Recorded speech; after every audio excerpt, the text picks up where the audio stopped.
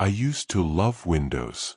When I was a kid, windows meant light, breeze, summer mornings, and safe views of the outside world. A place where you watched life happen without being part of it. Now I close curtains before the sun sets. Because I learned something. Windows don't just let you see out. They let things see in. It started the night I moved into my new apartment. Top floor. Slightly old building.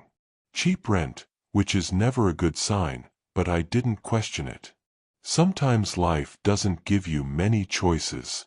That first night, I noticed the window in my bedroom was huge. Floor to ceiling. No safety bars. No balcony.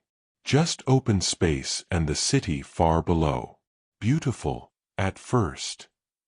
It was about 2:13 a.m. when I woke up. Not because of a sound. Because of silence.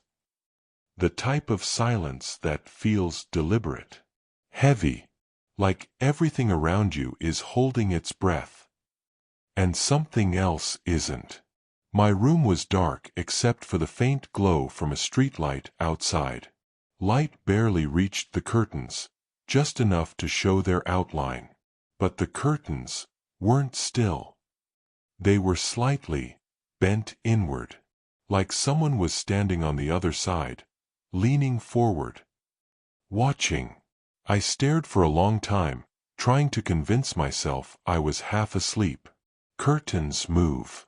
Air exists. It's nothing. Then the shape shifted. Slowly. Not blowing. Not fluttering randomly. Leaning. Closer. Like a face pressing inches from the glass. I didn't move for at least a minute. Then, against every instinct screaming in my bones, I sat up. The shadow didn't move away. It leaned closer. Like it wanted to see me better. My chest tightened.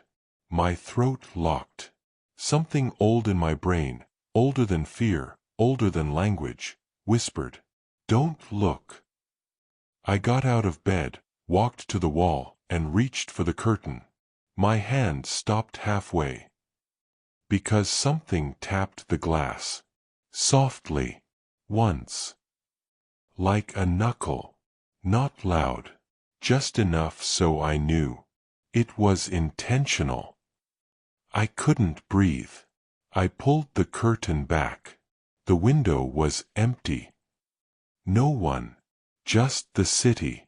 The quiet street. The glow of a lamp post. Nothing. I laughed to myself. Nervous. Embarrassed. Maybe I was being paranoid. Maybe sleep does that. I closed the curtain and went back to bed. And that's when I realized. The tapping hadn't stopped. It was just quieter now. Like whatever was out there didn't want me to hear it anymore. Only feel it. Tiny vibrations through the glass. Like fingertips brushing lightly over it. Tracing me. I didn't sleep again that night. 4 days. Nothing happened. No tapping. No shadows. No reason to worry. I almost convinced myself it had been stress or imagination. Until the night I forgot to close the curtains. It was late. I was exhausted. I fell asleep with the city lights spilling into my room. And I woke up staring back at eyes. Not inches from the glass. Pressed against it. So close the skin flattened. So close the eyelids didn't blink because there wasn't space to blink. So close I saw condensation forming where it breathed. I didn't scream. I couldn't. The face wasn't clear.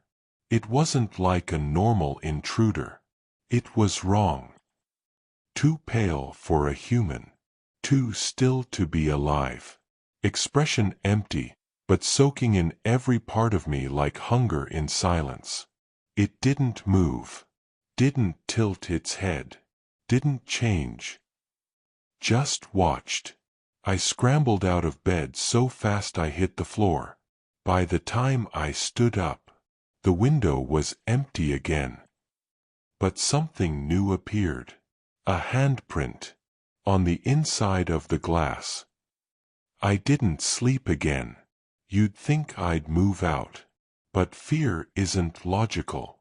Fear convinces you it might stop if you behave. So I started keeping the curtains closed. Always. Before sunset. No exceptions. But he didn't go away. Sometimes I'd wake up to the curtains slightly open. Just enough space to see darkness where a shape had been. Sometimes I'd hear breathing. Slow. Patient. Like someone with all the time in the world. Sometimes something traced the glass. Like drawing circles. Around my face. I called maintenance about the window. They didn't even let me finish describing before one of them asked quietly. Top floor. Yes. Big window. Yes. He sighed. Then he said something I didn't expect. Don't look at him. Not, don't worry. Not, it's nothing. Just that.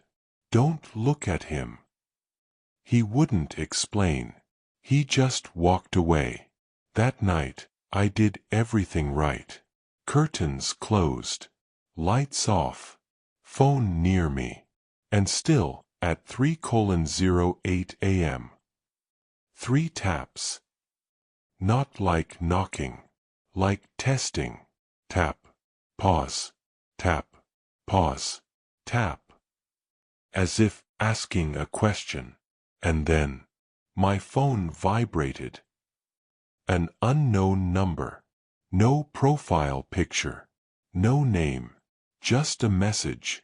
Don't close the curtains. Look.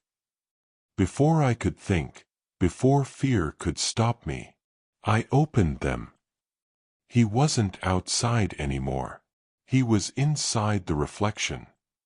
Standing behind me. Closer than a person should ever be. Skin stretched too tight. Eyes too open. Face too empty to understand emotion. But I knew one thing. He wasn't curious anymore.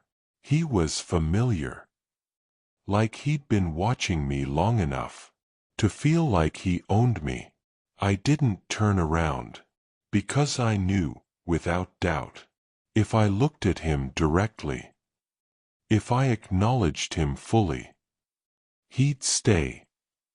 Not outside, not in reflections, with me, in me. So I closed the curtains, and he tapped twice, soft, almost disappointed. He still comes every night, always around 3 a.m. He watches through the curtain. Sometimes I forget and see his shadow curve into the room. Sometimes I wake up and the glass is warm where his face was pressed. He never forces his way in. He doesn't need to. He waits, patient. Because one night, I will look back. And when I do, I won't be alone anymore.